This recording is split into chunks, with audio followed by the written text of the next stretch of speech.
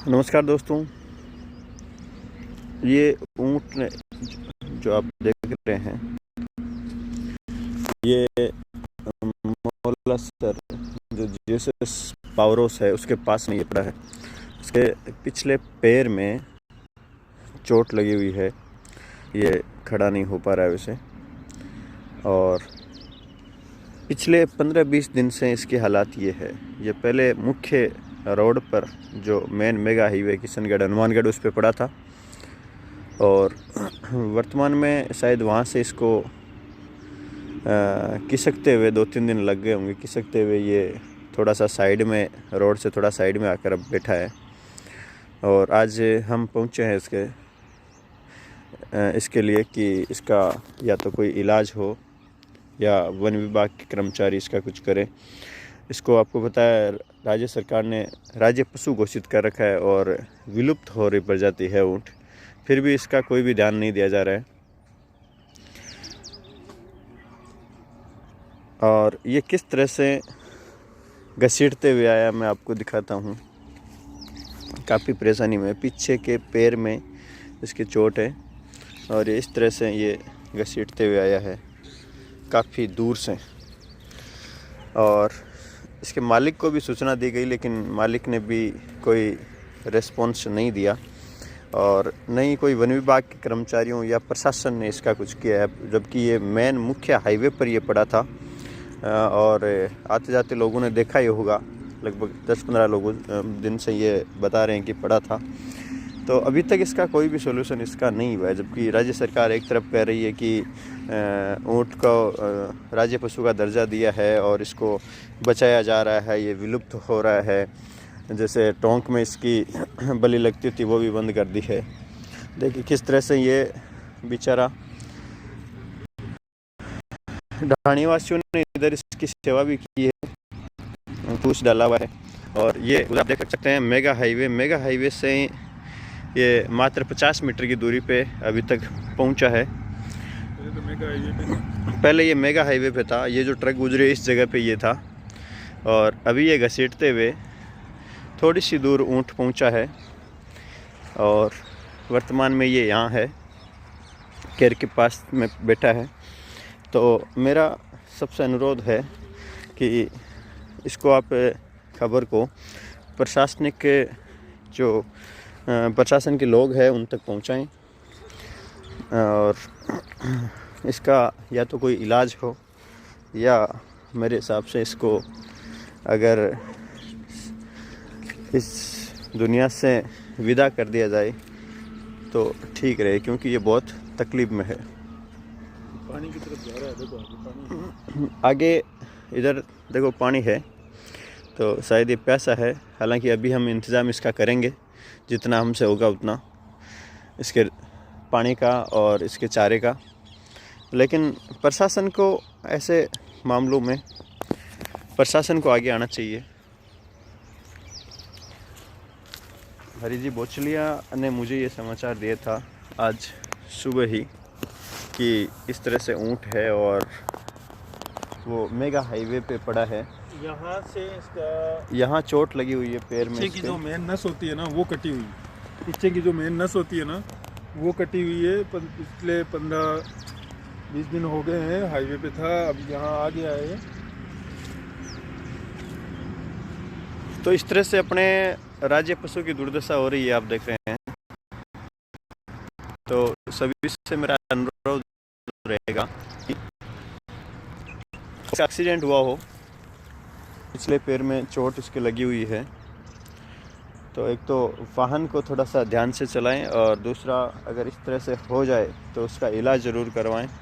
और प्रशासन से भी मेरा अनुरोध रहेगा कि इस राज्य पशु का इलाज करवाएं। ये पिछले 15 दिन से इस तरह से तड़प रहा है बेचारा, और बेजुबान है, बोल नहीं सकता, तो इसकी कोई सुनने वाला भी नहीं है।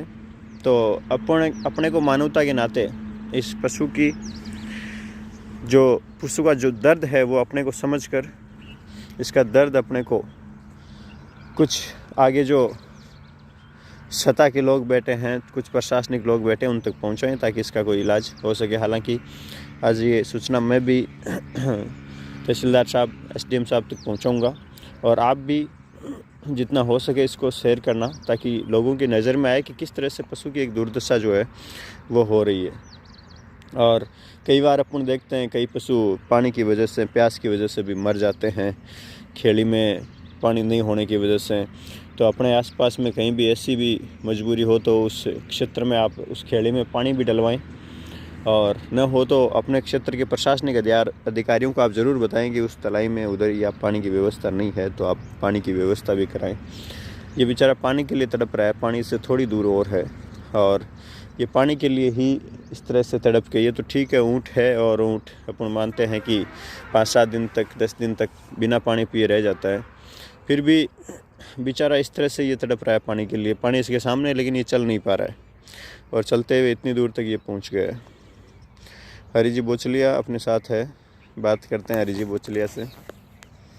मेरे पास कई गौसेवकों का फ़ोन आ गया, जैसे तोशिना हो गए, कुचामन हो गए, निमोद हो गए, जो यहाँ से हाईवे से जो निकलते हैं वो डायरेक्ट सोशल मीडिया पे अपने नंबर पड़े हुए हैं गौ सेवा के लिए, तो वो लोग फ़ोन कर देते हैं, भाई साहब गौ सेवा के अलावा भी सेवा करते हो, बिल्कुल जितना हो सकता है बिल्कुल करेंगे। तो मैं आया, देखा, अपने उसके मालिक है उसके पास गया, उस मालिक ने 2 दिन से इसको चारा भी डाल रहा है मालिक, पर अब हम इसको कहाँ भेजें, ये समझ से बाहर है।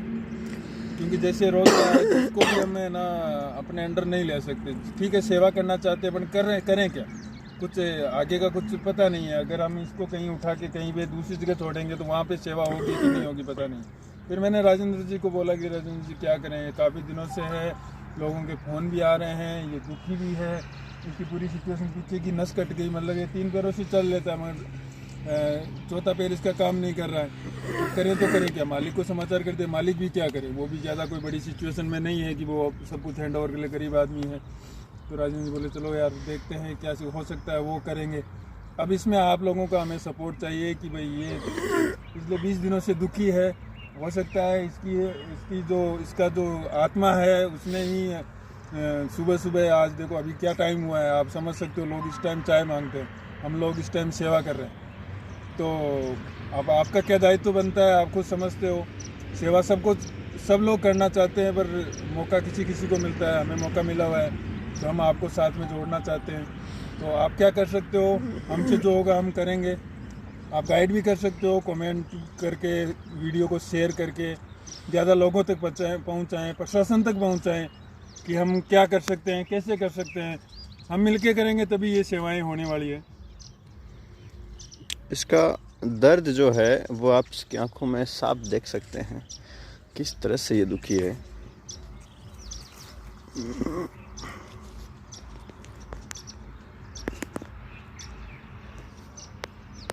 देखिए किस तरह से ये तड़प रहा है और किस तरह से दुखी है इतने दिन से।